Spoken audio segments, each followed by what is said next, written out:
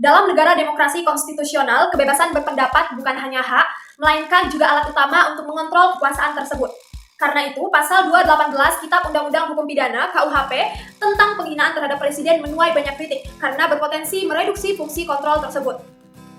Dalam hierarki peraturan perundang-undangan dikenal prinsip lex superior derogat legi inferiori, yaitu bahwa aturan yang lebih rendah tidak boleh bertentangan dengan aturan yang lebih tinggi. Dalam konteks ini, Kitab Undang-Undang Hukum Pidana sebagai undang-undang tidak boleh bertentangan dengan Undang-Undang Dasar 1945 yang secara tegas menjamin kebebasan berpendapat sebagai hak konstitusional warga negara.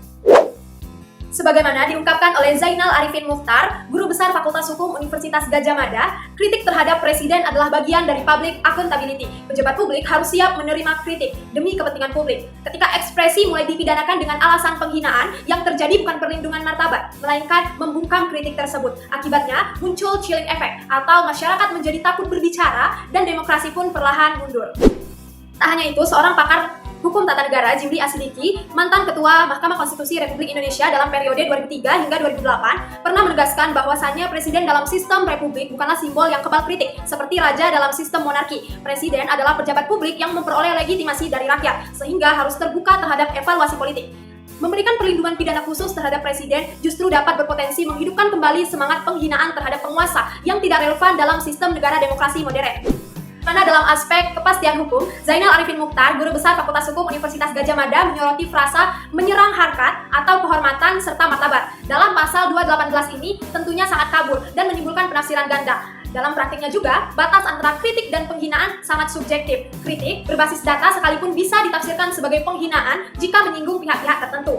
Hal ini jelas bertentangan dengan asas lex serta dalam hukum pidana yang mengharuskan norma dirumuskan secara tegas dan tidak ambigu. Secara faktual, pasal ini telah digugat ke Mahkamah Konstitusi Republik Indonesia pada 2023 lalu yang menandakan adanya kekhawatiran nyata dari masyarakat terhadap potensi-potensi pembatasan kebebasan berpendapat. Jika ditarik ke belakang, sejarah juga mencatat bahwa pasal yang serupa pernah dibatalkan pada tahun 2006 karena dinilai multitafsir dan mengancam kebebasan berekspresi.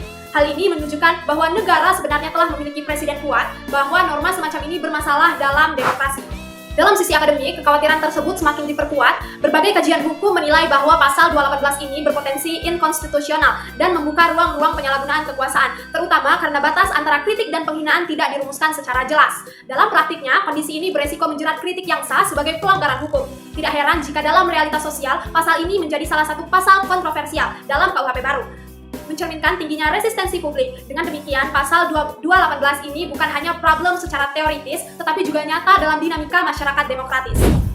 Dengan demikian, berdasarkan fakta hukum, sejarah, kajian akademik, dan realitas sosial, jelas bahwa pasal 218 KUHP lebih berpotensi membatasi kebebasan daripada melindungi demokrasi. Oleh karena itu, saya menegaskan posisi kontra terhadap pasal ini sebagai bentuk komitmen dan menjaga ruang kritik yang sehat dalam negara hukum. Perkenalkan, saya Ratu Wijaya, mahasiswa semester 2 Fakultas Hukum Universitas Bengkulu, dan itulah argumen yang dapat saya sampaikan. Terima kasih.